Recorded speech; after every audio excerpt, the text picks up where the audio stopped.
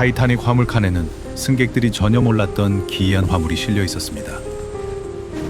단순한 보석이나 금괴보다 훨씬 더 무섭고 끔찍한 존재였죠. 고대 이집트에 저주받은 아문나의 미라입니다. 공식 목록에는 없었지만 삼엄한 경비 속에 실린 나무 괴짝이 하나 있었습니다. 누구의 눈도 닿지 않는 곳에 숨겨진 아주 불길한 유물이었죠. 세상에 드러나선 안 돼 사제의 관입니다. 타이타닉호가 심해로 가라앉은 진짜 이유는 빙산이 아닐지도 모릅니다. 화물칸 가장 밑바닥에서 시작된 끔찍한 저주의 폭주를 추적해야 하죠. 오늘 우리는 심해의 깊숙한 곳에 수장된 봉인을 해제해보려 합니다. 이 저주의 기록은 1890년대 왕가의 계곡을 파헤친 도굴꾼에서 시작됩니다. 훼손하는 자에게 죽음이 내린다는 기괴한 미이라를 파냈죠. 유물을 처음 산 4명의 영국인은 차례로 파멸합니다.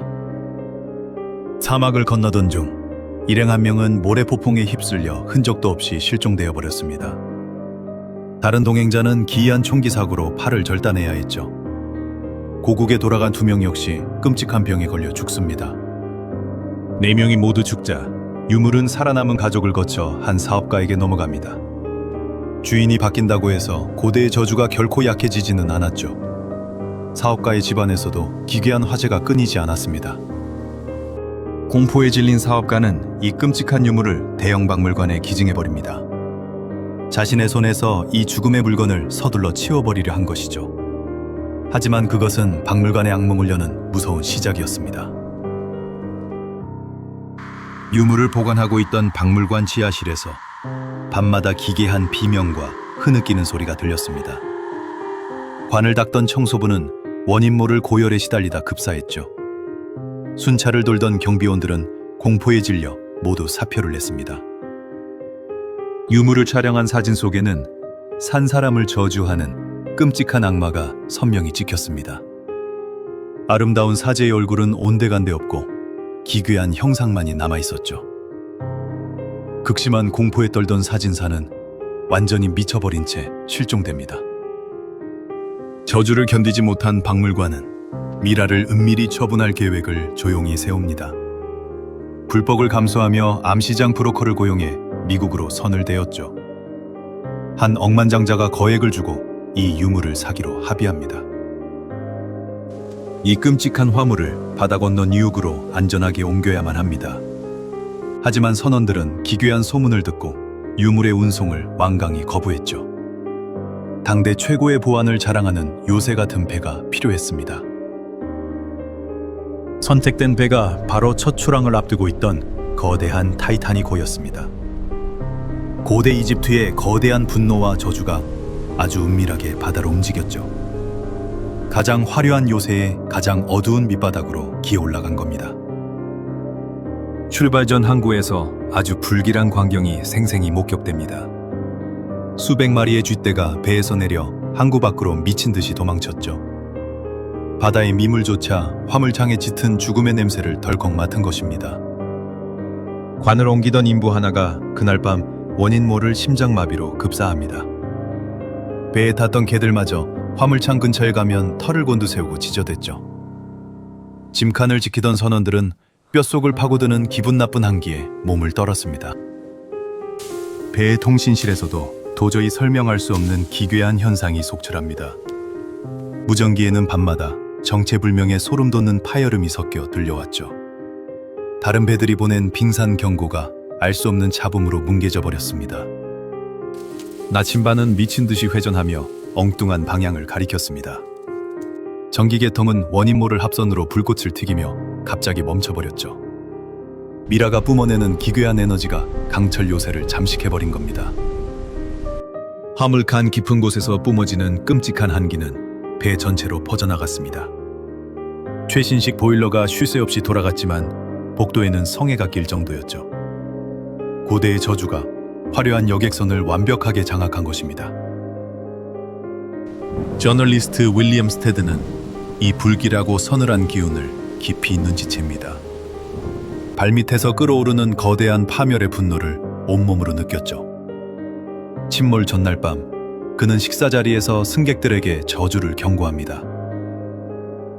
이 배엔 실어선 안 될 끔찍한 화물이 숨겨져 있다고 했죠. 우리 모두가 고대의 분노에 휘말려 끔찍한 대가를 치를 것이라 했습니다. 승객들은 발밑의 죽음을 전혀 모른 채 화려한 파티를 즐겼죠. 귀족들은 그의 서늘한 경고를 질나쁜 괴담이라며 가볍게 비웃어 넘겼습니다. 최고의 강철 요새가 저주에 무너질 리 없다고 오만하게 맹신했죠. 인간들은 죽음이 목 끝까지 차오른 것을 철저하게 모르고 있었습니다. 그 시각 화물창에서는 고대의 분노가 완전히 임계점을 돌파하고 있었습니다. 그 짝 안에서 기괴한 소음이 끝없이 울려 퍼졌죠. 배의 운명은 빙산에 닿기도 전부터 철저하게 파멸로 확정되었습니다. 사고 당일 밤, 대서양은 몹시 고요하고 잔잔했습니다. 파도조차 없는 거울 같은 수면이 거대한 빙산을 완벽하게 숨겨버렸죠. 미라의 저주가 만든 거대한 착시가 선원들의 눈을 완전히 가려버린 겁니다. 선원들은 빙산이 코앞에 다가올 때까지 알지 못했습니다.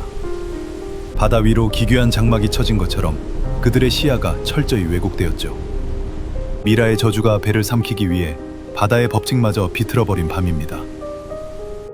베테랑 선장 스미스조차 이성을 완전히 잃고 통제력을 상실해버립니다. 주변 배들의 빙상 경고를 묵살하고 얼음밭을 향해 전속력으로 돌진하라 지시했죠. 고대의 미라가 선장의 정신을 완벽하게 지배해버린 것입니다. 그는 마치 보이지 않는 손에 조종당하듯 기괴한 행동만을 반복합니다. 속도를 줄이자는 만류에도 광기 어린 눈으로 계속해서 돌진만을 외쳤죠. 배는 스스로 통제력을 잃고 죽음의 빙산을 향해 맹렬히 내달렸습니다. 승객들은 연회장에서 샴페인과 왈체의 선율에 취해 있었습니다. 그 시각 밑바닥 화물창에서는 파멸을 알리는 기괴한 진동이 크게 울렸죠. 삶과 죽음이 종이 한 장 차이로 교차하는 서늘한 최후의 순간입니다. 그날 밤, 고대의 분노가 마침내 집행됩니다. 거대한 얼음이 선체를 찢자 미라가 실린 화물칸은 끔찍한 수압에 짓눌렸죠.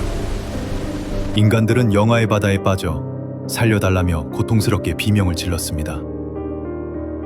생명이 죽어가는 동안 미라의 괴짝은 천천히 심해로 가라앉았습니다. 3000년의 분노가 1500명의 목숨을 거대한 재물로 온전히 삼아버린 것이죠. 얼어붙은 대서양에는 아주 무섭고 서늘한 침묵만이 짙게 남았습니다. 불운의 미라가 남긴 마지막이자 가장 거대한 학살극이 그렇게 끝이 났죠. 가라앉은 지 100년이 지났지만 저주의 진실은 여전히 차갑습니다. 우리가 믿는 역사는 살아남은 자들의 시선으로 아주 얕게 기록될 뿐입니다. 세상의 이면을 놓치지 않으려면 지금 구독을 눌러주십시오. 아몬라 미라의 끔찍한 기록은 이 깊은 심해에서 조용히 마치겠습니다.